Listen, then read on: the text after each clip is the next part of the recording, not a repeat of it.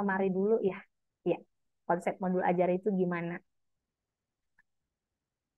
Oke, saya akan share screen. Nah, kita akan bahas modul ajar. Kenapa? Karena kita bicara tadi observasi kelas, gitu ya. Nah, ketika kita bicara tentang modul ajar, teman-teman, maka tujuan pengembangan modul kita adalah eh, itu adalah sebuah dokumen yang memandu kita melaksanakan pembelajaran. Artinya mempermudah, memperlancar, dan meningkatkan kualitas pembelajarannya kita dan menjadi rujukan selama kita melaksanakan pembelajaran di kelas. Jadi teman-teman, RPP ini juga akan dilihat kepala sekolah, sama enggak? Jangan sampai kita mengupload RPP yang berbeda ketika kepala sekolah akan observasi. Seperti itu ya. Nah, itu menjadi kerangka kerja yang menggambarkan prosedur dan pengorganisasian pembelajaran sesuai dengan CP. Ingat teman-teman, kita kan selalu bergerak dari CP ya. Jadi di dalam pembelajaran juga kita hanya dikasih CP oleh Kemendikbudristek, kemudian kita bebas mengkreasikannya. Hanya saja kita punya panduan yang lebih spesifik karena kita juga diberi buku paket seperti itu ya Bapak Ibu. Jadi kita nggak harus capek-capek menurunkan CP ke TP gitu ya, karena sudah ada gambarannya di buku paket yang kita punya seperti itu. Jadi kita ngecocokin saja gitu ya. Tetapi ingat teman-teman, bukan buku panduan yang bukan buku modul bukan buku paket anak-anak itu sebenarnya yang lebih spesifik harus menjadi pegangan kita, tetapi tetap adalah capaian pembelajaran gitu ya. Nah, ini dia teman-teman. Nah, ketika kita bicara penggunaan modul ajar, kita merdeka untuk memilih atau memodifikasi modul ajar yang sudah disediakan pemerintah. Bahkan teman-teman, sudah ada pun gitu ya, kita boleh bebas saja mengkreasikannya, tetapi jangan menjadi lari seperti itu. Artinya CP-nya tetap gitu ya. Tujuan pembelajarannya jangan sampai tidak sesuai. Nah, kalau nanti kita kan kalau kita mendaftar kurikulum merdeka itu ada 3 pilihan kalau kita daftar mandiri ya. Maaf teman-teman, apakah suara saya jelas? Di sini hujan soalnya, mudah-mudahan jelas ya. Terdengar dengan jelas, Ibu. Oke, baik. Terima kasih Mbak Reh. Nah, kan kalau kita daftar tuh di kurikulum Merdeka jalur mandiri, bukan sekolah penggerak ya. Kita nggak bicara sekolah penggerak, kita jalur mandiri gitu ya. Kan ada Merdeka Belajar, Merdeka Berubah, Merdeka Berbagi. Ketika kita bicara Merdeka Belajar, maka kita teman-teman memang tidak boleh tidak diminta mengembangkan modul. Kita diminta memakai modul yang sudah disediakan Kemendikbudristek. Kenapa? Karena kita dianggap masih sebagai pembelajar pemula. Tetapi ketika kita memilih Merdeka Berubah, berarti kita sudah mulai ada teman-teman di sekolah yang mulai mahir tentang kurikulum Merdeka. Maka kita bebas, apakah mau dikembangkan atau tidak. Jadi nggak dikembangin juga nggak apa-apa gitu. Nah, ketika kita konsepnya Merdeka Berbagi gitu ya, ini kita harus mengembangkan konsep karena kita dinilai sudah mahir. Nah, indikator kita mahir teman-teman adalah sekolah kita itu punya guru-guru yang memang sudah melakoni Merdeka Belajar. Apakah melalui guru-guru penggerak atau memang guru-guru penggerak kombel yang memang sudah memahami tentang kurikulum Merdeka. Seperti itu. Dan juga kita dalam tim memang sudah mampu mengembangkan modul. Nah, persoalannya teman-teman di lapangan banyak dari sekolah-sekolah tidak mau memilih mandiri belajar walaupun sebenarnya posisi sekolahnya masih di poin tersebut. Kenapa? Rendah kali, jelek kali sekolah kita masih mandiri belajar. Udahlah, mandiri berubahlah kita. Kalau enggak mandiri berbagi biar keren. Jadi teman-teman, ini miskonsepsi yang salah. Ya, miskonsepsi ini sangat menyesatkan. Teman-teman, ketika kita memilih mandiri belajar, itu bukan menjadi acuan bahwa sekolah kita jelek, tetapi tahap di mana kita belajar dan kita siap untuk memperbaiki diri. Jadi sama seperti dokter ketika mendiagnosa, Bu Erlina itu sakitnya tipes gitu. Tetapi saya justru tidak diberikan obat tipes gitu. Jadi ketika kita memilih misalkan mandiri berubah, padahal kemampuan guru-guru di sana gitu ya, itu kita masih di mandiri belajar, jadi Kemendikbudristek tidak akan bisa memberikan treatment ataupun pendampingan yang memang atau ya melalui komunitas-komunitas belajar, misalkan ya yang memang dalam pendampingan misalkan balai besar guru penggerak gitu ya, atau balai eh, guru penggerak gitu karena nggak semua balai besar gitu ya. Jadi teman-teman, indikasi-indikasi itu nggak boleh kita kaburkan. Di mana sebenarnya posisi kita harus seperti itulah data yang ditampilkan. Nah, ini juga merupakan paradigma yang ingin dibawa di dalam kurikulum Merdeka ini. ya. Kalau dulu kan asesmen sekolah juga kita melakukannya nggak sesuai dengan kompetensi sekolah kita yang sesungguhnya. Kenapa? Kita memilih tuh murid-murid yang berdaya. Udah kalian-kalian gitu ya. Atau guru-guru yang memang bisa, katakanlah memang gercep gitu ya. Nah, itulah yang akan dilihat, yang akan mewakili ke warnanya sekolah kita gimana. Nah, itu kan diubah ke Mendikbudristek. Sekarang itu kan untuk AKM, misalkan kita bicaranya misalkan di SD, maka itu kan dilakukan di kelas 5, di jenjang kelas 5, tapi muridnya itu dipilih random. Siapa yang memilih? Mesin gitu ya. Kemendikbudristek tentunya.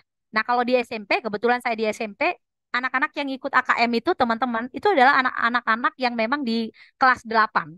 Artinya apa, teman-teman? Mereka sudah familiar dengan lingkungan sekolah kita karena sudah di kelas 8 dan mereka juga sudah mengalami proses belajar bermakna selama tahun lebih. Jadi udah wajar diambil asesmennya gitu. Nah, anak-anak ini teman-teman diambil secara random. Inilah yang menjadi indikasi bahwa sebenarnya kita harus back to realita. Sehingga Kemendikbudristek bisa melakukan pendampingan pembenahan yang benar-benar solusi gitu. Selama ini kenapa sekolah kami nggak ada komputer? Kenapa sekolah kami nggak ada sarana prasarana, misalkan Infokus kok nggak dibersamai ya? Ternyata teman-teman ketika kita mengisi, katakanlah ingin melihat profil sekolah kita gitu ya, ada asesmen yang dilakukan Kemendikbudristek, kita justru mengisi semua sudah baik. Nah, jadi tidak ada pendampingan yang benar-benar bisa kita rasakan karena input datanya pun sudah salah. Sama seperti ketika saya sakit tipes, saya justru dikasih misalkan obat mah gitu, atau bahkan obat sakit kepala gitu ya, biar nampak kontrasnya. Seperti itu teman-teman. Jadi bukan merupakan sebuah solusi gitu. Iya kalau tidak memperparah keadaan gitu kan. Nah, seperti itu ya. Nah, kita akan langsung cek format modul ajar yang disediakan Kemendikbudristek ya. Ini teman-teman. Nah, saya akan ke lamannya langsung ya. Saya coba stop share lagi. Saya akan buka contoh modul ajarnya ya, Bapak Ibu. Sebentar. Saya akan share screen. Bentar, mana nih? Contoh modul ajar. Oh, yang ini. Oke. Izin Mbak Reh, layarnya kelihatan kecil atau sudah cukup gede? Sudah full, Ibu. Oke, baik. Sudah full ya. Saya coba gedein sedikit lagi. Mudah-mudahan kelihatan dengan jelas. Nah, teman-teman, ini tadi konsep modul ajar yang sudah saya paparkan. Nah, contoh modul ajar kita itu harusnya bagaimana sih? Ini standarnya Kemendikbudristek ya, Bapak Ibu ya. Nah, modul ajar itu teman-teman, judulnya itu bisa kita lihat judul modul ajar.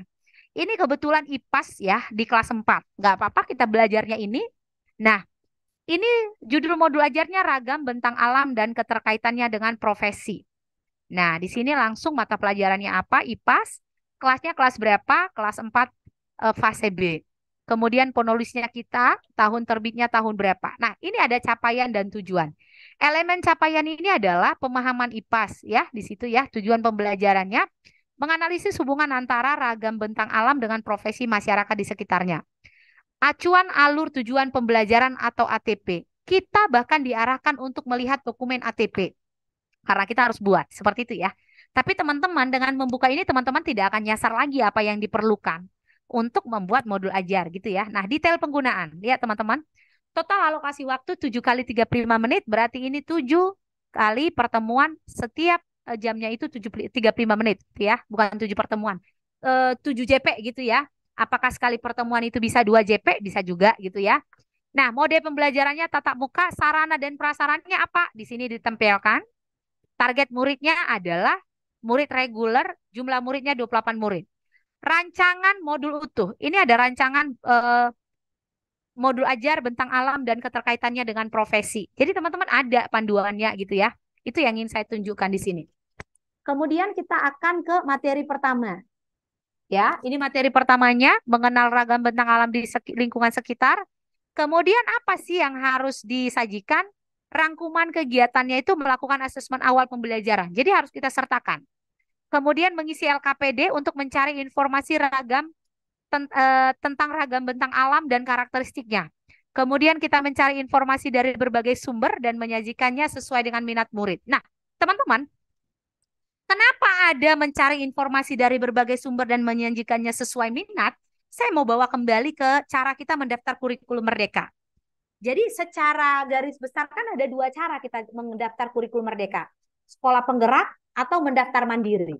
Kalau kita memilih sekolah penggerak, maka di pembelajaran kita itu kita harus sudah melakukan pembelajaran berdiferensiasi. Nah, kalau kita melakukan pendaftaran secara mandiri, apakah itu mandiri belajar, mandiri berubah, atau mandiri berbagi, teman-teman? Ini juga kita, ketiga-tiganya ini ada keharusan. Harus sudah menerapkan pembelajaran berdiferensiasi. Loh, berarti semuanya dong Bu Erlina? Yes, kita tidak punya pilihan untuk tidak memakainya. Kita harus sudah melakukan pembelajaran berdiferensiasi. Persoalannya, kita udah paham belum?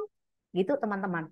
Pembelajaran berdiferensiasi adalah sebenarnya senjatanya guru untuk mengakomodir kebutuhan belajar murid yang beragam.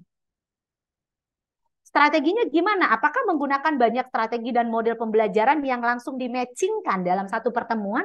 Nah, saya rasa ini lebih efektif. Jadi kalau selama ini teman-teman dikatakan anak yang punya gaya belajar kinestetik ya udah ngajarnya kinestetik. Memang itu kebutuhannya.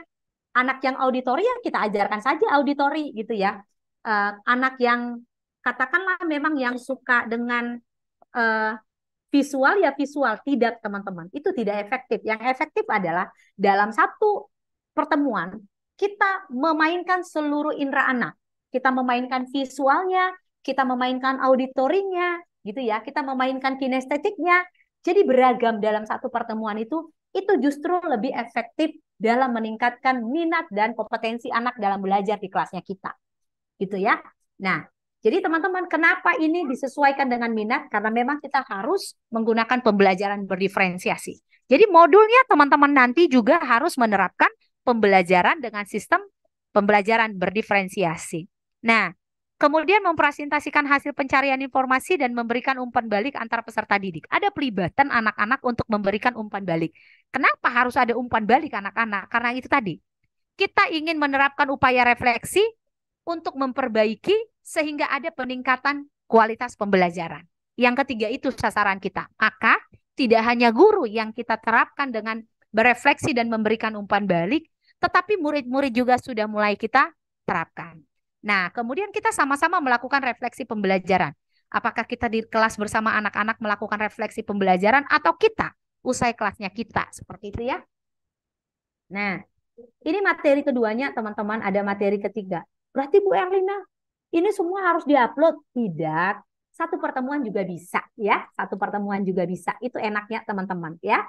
Jadi teman-teman, yang harus kita sepakati bersama di sini adalah malam ini bahwa hal ini sebenarnya memudahkan kita sekali. Percaya teman-teman, apalagi teman-teman yang PNS, yang ASN. Ketika teman-teman nanti melakukan ini, maka otomatis dengan mudahnya kepala sekolah akan menilai SKP teman-teman gitu ya.